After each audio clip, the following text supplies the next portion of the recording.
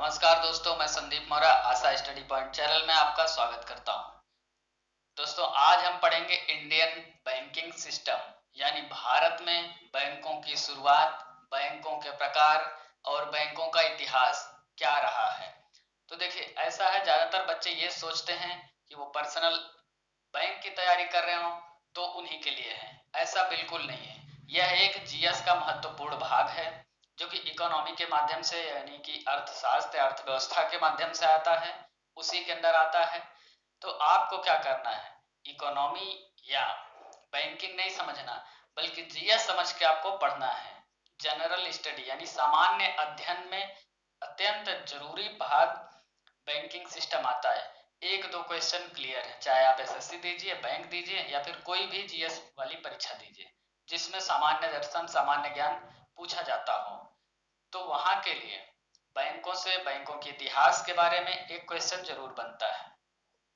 हाँ, अगर कॉमर्स के स्पेशल स्टूडेंट या कोई ऐसी वैकेंसी होती है तो वहाँ कॉमर्स से क्वेश्चन पूछे जाते हैं, तो वहाँ न्यूमेरिकल या फिर बैंकों से जुड़े दूसरे दूसरे क्वेश्चन पूछे जाते हैं। लेकिन अगर आप वनडे एग्जाम्स पीसीएस से लेके और यूपीपी यानी कि स्टेट गवर्नमेंट के एसएससी बैंक ऐसे कोई भी एग्जाम दे रहे हो, उसमें जीएस के लिए ये भी एक जरूरी पार्ट है।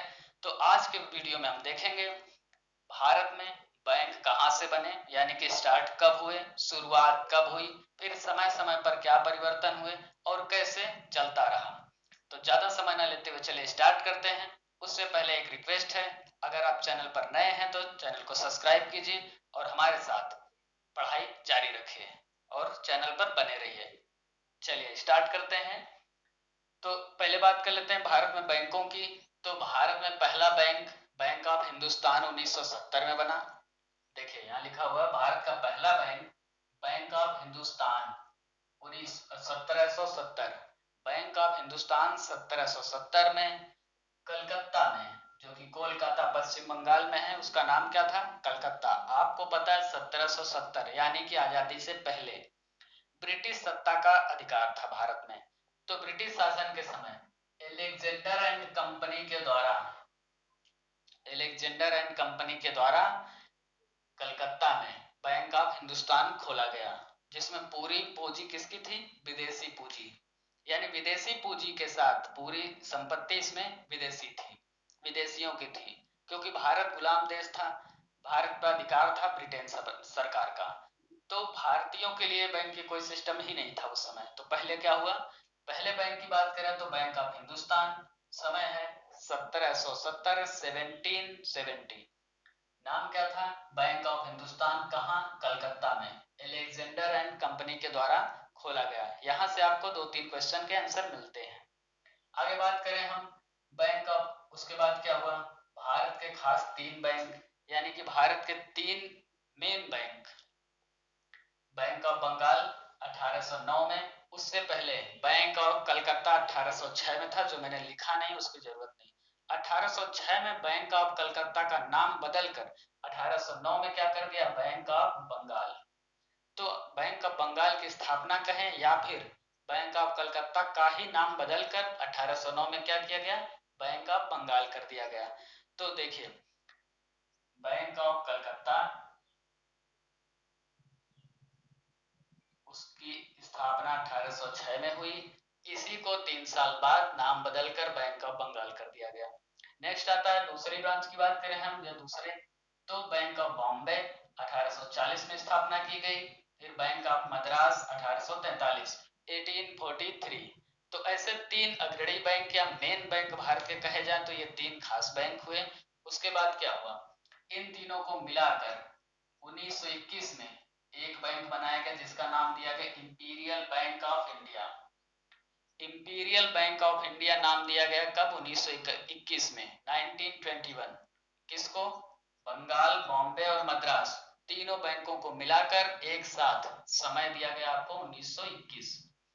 इंपीरियल बैंक ऑफ इंडिया कर दिया गया और फिर क्या हुआ, 1 जुलाई 1955 को उसी का नाम बदलकर स्टेट बैंक ऑफ इंडिया यानी एसबीआई, जो कि आज आप जानते हैं तो दुनिया का सबसे बड़ा व्यापारिक बैंक भी है, तो स्टेट बैंक ऑफ इंडिया है, तो एसबीआई कर दिया गया। समय 1955, 1 जुलाई 1955 एसबीआई नाम बनाने के बाद स्टेट बैंक का स्थापना दिवस भी 1 जुलाई को मनाया जाता है। आगे बढ़ते हैं हम। तो एसबीआई की 7 सहयोगी ब्रांचें यानी कि 7 हेल्पिंग ब्रांचेज बनाई गई। 7 सहयोगी बैंक देख लेते हैं कौन कौन सी। State Bank of Bikaner and Jaipur, State Bank of Mysore, State Bank of Patiala, State Bank of Hyderabad और State Bank of Travancore, State Bank of Saurashtra and State Bank of Indore.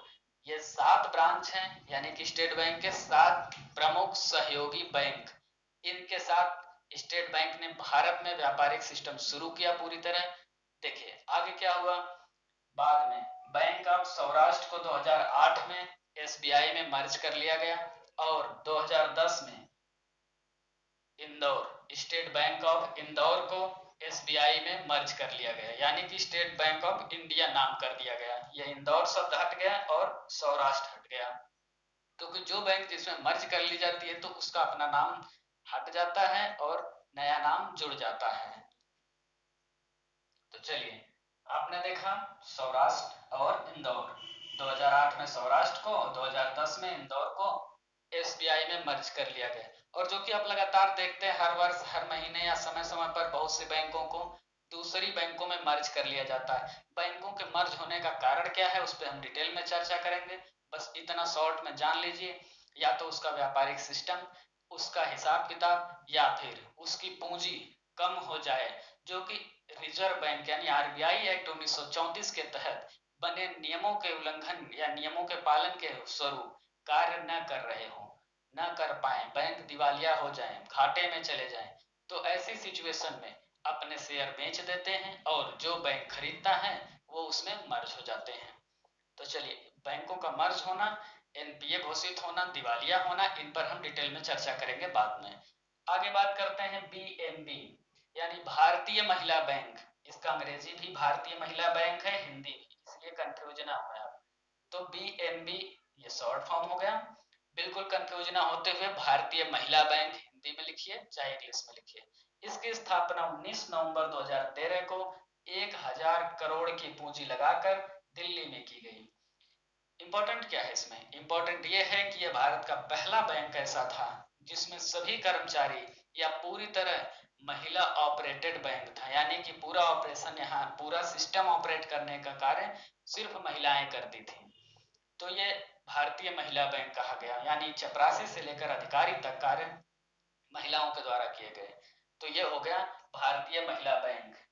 लेकिन बात यही नहीं है, आगे क्या हुआ आपको तो पता ही है क्या होना है। हुआ क्या, देखिए 2013 में बनाया गया, 19 नवंबर 2013 को स्टार्ट किया गया और 1 अप्रैल 2017 को एसबीआई में मर्ज कर दिया गया। 13 से चलाकर 17 तक ले गए, 17 भी पूरा नहीं हुआ, 17 स्टार्ट होने से पहले इसे एसबीआई में मर्ज कर दिया गया। इसका मतलब संचालन सुचारू रूप से नहीं हो रहा था, नुकसान हो रहा था, सिस्टम सही नहीं चल पा रहा था, तो एसबीआई में मर्ज कर दिया गया। तो ये हो गया भारतीय महिला बैंक का इतिहास। तो अभी के लिए भारतीय महिला बैंक नहीं है। क्वेश्चन में आता है तो स्थापना आपने देख लिया और एसबीआई में भी मर्ज कर दिया गया, वो आपने देख लिया। दिल्ली में खोला गया था 1000 करोड़ पूंजी के साथ। इंपॉर्टेंट में क्या है? स्थापना का समय, मर्ज का समय और किसमें? एसबीआई में। 3 क्वेश्चन यहाँ से बनते हैं इंपॉर्टेंट।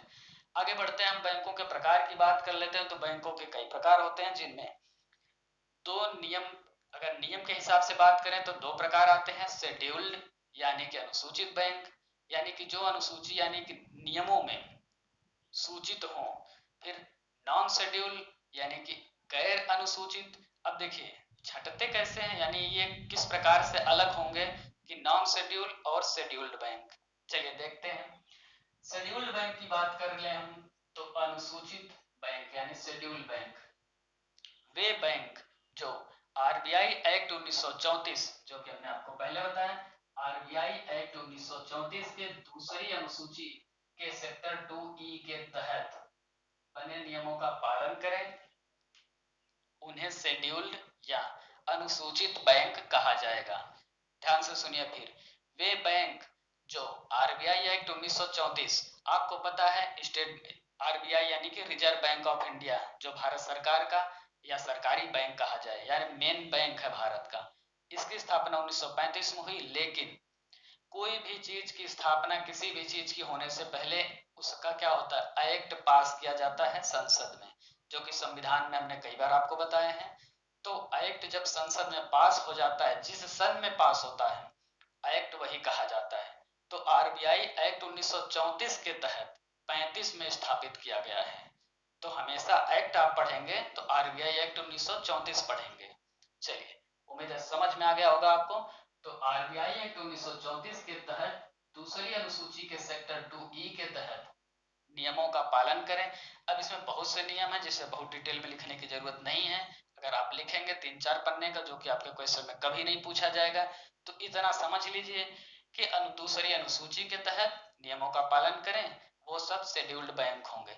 या फिर शॉर्ट टर्म में बात करें, आसान भाषा में, सबसे आसान भाषा, ऐसे बैंक जिनकी कमांड आरबीआई के पास हो, यानी आरबीआई की लिस्ट में वो माने जाएं, यानी कि वो लीगल हो, तो वो बैंक क्या कहलाएंगे, अनुसूचित यानी शेड्यूल्ड बैंक कहे जाएंगे। जिससे आरबीआई ही मान्यता देता है कि बैंक चलेंगे या नहीं चलेंगे, बैंक नियमों का पालन कर रहे हैं या नहीं कर रहे हैं। तो इन चीजों का सिस्टम आरबीआई ही प्रमाणित करता है। तो आपने समझ लिया कि शेड्यूल्ड बैंक क्या है, तो वो है आरबीआई की फुल कमांड में रहने वाले बैंक या आरबीआई के नियमों को मानने वाले बैंक। अब बात कर लेते हैं नॉन शेड्यूल्ड बैंक। जैसे ही आपने कहा नॉन शेड्यूल्ड यानी गैर अनुसूचित, इसका मतलब कि ऐसे बैंक जिनकी सूचना ही नहीं आरबीआई को है, आरबीआई के नियमों से कोई लेना देना नहीं। तो ऐसा कोई बैंक भारत में नहीं है। यहाँ देखिए मैंने कट कर दिया है। तो गैर अनुसूचित बैंक भारत में एक भी नहीं है, क्योंकि चल ही नहीं सकता, बिना आरबीआई के नियमों के, बिना उनके प्रमाण के चला नहीं सकते। तो नॉन शेड्यूल्ड बैंक कोई नहीं है भारत में। अब बात कर लेते हैं ऐसे बैंकों के प्रकार जो कार्य करते हो। यहाँ तो हो गया कि नियम के हिसाब से कौन से बैंक रहेंगे, कौन से नहीं रहेंगे। तो रहेंगे वही जो शेड्यूल्ड यानी कि आरबीआई के नियम का पालन करेंगे, वे नहीं रहेंगे जो नियमों का पालन नहीं करेंगे। उसके बाद आता है कार्यों के हिसाब से। तो आपने अभी तक देखा है कि सभी बैंक व्यापार करते हैं। यहाँ दो प्रकार के बैंक आपको देखने को मिलेंगे, कमर्शियल बैंक यानी वाणिज्यिक या व्यापारिक बैंक, नॉन कमर्शियल ऐसे बैंक जो व्यापार नहीं करते हैं। तब बात कर लेते हैं अगर व्यापार नहीं करते तो क्या करते होंगे। तो चलिए पहले देखते हैं कमर्शियल बैंक, यानी कि ऐसे बैंक जो व्यापार करते हैं या वाणिज्यिक बैंक हैं, उन्हें कमर्शियल बैंक कहा जाता है। जैसे हमारे आपके खाते जमा हैं, खाते जहाँ खोले जाएं, पैसे लिए जाएं, पैसे दिए जाएं, उस पर ब्याज मिले, और उसमें एफडी यानी कि फिक्स डिपॉजिट किया जाए, अलग अलग स्कीम हो, लोन देते हो, ऐसे सारे बैंक व्यापारिक बैंक कहे जाएंगे। यानी कि पैसों का लेन देन, मकसद व्यापार करना हो, तो वो बैंक क्या कहलाएंगे, व्यापारिक या वाणिज्यिक बैंक कहे जाएंगे, जिन्हें कमर्शियल बैंक कहेंगे। अब बात आ जाती है नॉन कमर्शियल की। इंपॉर्टेंट बात यह है नॉन कमर्शियल बैंक ऐसे कौन से बैंक जो व्यापार ही नहीं करते हैं। तो भारत में दो प्रकार के बैंक हैं जो व्यापार नहीं करते हैं। कौन कौन से हम बताएंगे। तो अगर ये व्यापार नहीं करते तो करते क्या है, तो ये क्या करते हैं, विकास के लिए। आप अगर कैटेगरी अलग करें तो आपको पता चलेगा इन बैंकों का मकसद व्यापार करना है, आपको भी लाभ पहुंचाना, खुद को भी लाभ पहुंचाना। इन बैंकों का मतलब, नॉन कमर्शियल का मतलब विकास करना। इसमें क्या होता है, ये एक संस्थागत बैंक है, यानी कि भारत सरकार के द्वारा एक संस्था के जरिए बनाए गए बैंक हैं। किस लिए, विकास के लिए। ये पैसे देंगे विकास करने के लिए। नाबार्ड और सिडबी दो बैंक हैं, देश में इनके अलग अलग ब्रांच हैं। सिडबी और नाबार्ड ये पैसे देते हैं, कम से कम ब्याज दरें होंगी इनकी, और इनका मकसद व्यापार नहीं विकास करना होगा। आमतौर पर छोटे बड़े गरीब अमीर और मीडियम मध्यम व्यापारियों के लिए किसी भी तरह व्यापार करना, घर बनाना, होम लोन लेना, जैसे भी छोटे मोटे हों, कुल मिलाकर विकास के मकसद से लोन देने का काम करते हैं नाबार्ड और सिडबी। अब देख लेते हैं नाबार्ड और सिडबी के बारे में अलग अलग। तो पहले नाबार्ड की बात कर लें। नाबार्ड का फुल फॉर्म कई बार क्वेश्चन में पूछा जाता है, पेपर में आपके 1 नंबर का क्वेश्चन होता है और थोड़ा सा अगर आप ध्यान दें तो आपको 1 नंबर मिल सकता है। चारों ऑप्शन ऐसे मिलते जुलते होंगे कि आप कंफ्यूज हो जाएंगे। ज्यादातर स्टूडेंट क्या करते हैं, NABARD जिस क्रम में है वही क्रम बनाने लगते हैं, तो ऐसा तो बिल्कुल नहीं होता है, हर बार ऐसा नहीं होता। तो चलिए देखते होता क्या है। नाबार्ड का फुल फॉर्म होगा national bank for agriculture and rural development. अच्छे से देखिए, फिर से सुनिए इसे, national bank for agriculture and rural development. इसका मकसद क्या हो गया, ग्रामीण विकास कृषि यानी कि ग्रामीण कृषि विकास बैंक राष्ट्रीय। तो भारत का राष्ट्रीय बैंक जो गांव में, एग्रीकल्चर रूरल हो गया ग्रामीण, और एग्रीकल्चर मतलब कृषि, यानी कि गांव में कृषि के विकास के लिए बनाया गया स्पेशल बैंक कौन है, नाबार्ड है। यानी उनकी मदद के लिए स्पेशल तौर पर नाबार्ड की स्थापना की गई। तो नाबार्ड का फुल फॉर्म यहां से हो गया national bank for agriculture and rural development. आगे बात कर लेते हैं हम इसके इतिहास के बारे में थोड़ा सा। तो इसकी नाबार्ड की स्थापना शिवरमन कमेटी की सलाह पर 12 जुलाई 1982 को की गई थी। 1982 12 जुलाई को किसकी सलाह पर, शिवरमन कमेटी। या ये दो इंपॉर्टेंट क्वेश्चन है। देखिए, किसी भी बैंक या बैंकिंग सिस्टम से जुड़े स्थापना के लिए किसी न किसी कमेटी की सिफारिश होती है, वहां से सवाल जरूर बनते हैं। तो नाबार्ड की स्थापना शिवरमन कमेटी के द्वारा यानी उनकी सलाह पर कब, 12 जुलाई 1982 को की गई। इंपॉर्टेंट बात यह है कि 100 करोड़ पूंजी के साथ स्टार्ट किया गया, जिसमें 50% केंद्र सरकार की पूंजी और 50% RBI यानी कि रिजर्व बैंक ऑफ इंडिया ने लगाया। अभी क्या हुआ, जब स्टार्ट किया गया तो 50-50% लगाया गया।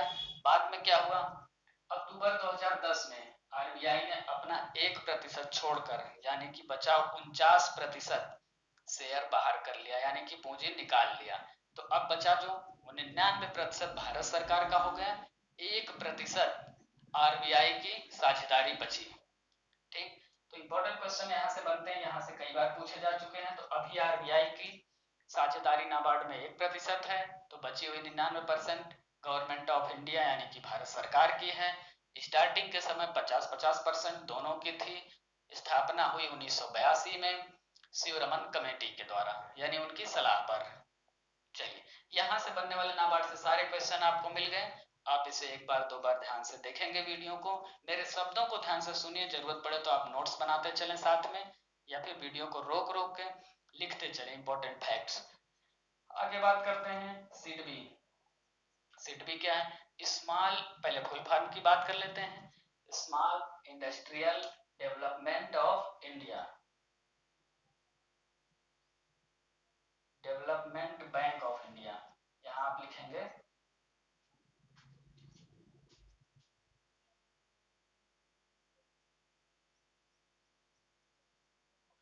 सिडबी का फुल फॉर्म होगा small industrial development bank of India. इसका मतलब लघु औद्योगिक विकास बैंक यानी भारतीय लघु औद्योगिक विकास बैंक। फिर से समझिए अच्छे से, small industrial development bank of India, तो भारतीय लघु औद्योगिक विकास बैंक। चलिए अब इसके बारे में देख लेते हैं। तो सिडबी की स्थापना की बात कर लेगा, तो सिडबी एक्ट 1989 के तहत, आपको पहले बताया था कोई भी एक्ट पहले पारित होता है फिर उसकी स्थापना होती है। तो एक्ट जिस सन में पारित होता है संसद में, वही उसके साथ जुड़ा जाता है। तो सिडबी एक्ट 1989 के तहत 2 अप्रैल 1990 1990 को स्थापित किया गया और मुख्यालय बनाया गया लखनऊ। तो लखनऊ मुख्यालय यानी कि हेडक्वार्टर लखनऊ है किसका, सिडबी का। और इसकी स्थापना 1990 2 अप्रैल 1990 को सिडबी एक्ट 1989 के तहत की गई। आगे बात कर लेते हैं। अब सिडबी के बारे में और ज्यादा क्वेश्चन नहीं पूछा जाता है, 3-4 क्वेश्चन, जैसे कि सिडबी के प्रमुख कार्य क्या है, तो विकास करना है। क्या व्यापार सिडबी व्यापारिक बैंक है, तो आप जवाब देंगे नहीं। ऐसे क्वेश्चन बनते हैं, ऑप्शन को ध्यान देना होगा। सिडबी और नाबार्ड कैसे बैंक है, विकास करने वाले बैंक है, यानी कि नॉन कमर्शियल बैंक है। ये इनका मकसद व्यापार करना और फायदा कमाना नहीं है, ठीक, इनका मकसद विकास करना है। चलिए आगे बात कर लेते हैं। तो हेडक्वार्टर की बात आती है, यानी मुख्यालय लखनऊ में है। अब बात करते हैं आरआरबी। आरआरबी क्या है? Regional rural bank, railway recruitment board भी होता है। तो यहाँ रेलवे से मतलब नहीं, हम पढ़ रहे हैं बैंकिंग सिस्टम, यानी कि रीजनल रूरल बैंक, क्षेत्रीय ग्रामीण बैंक।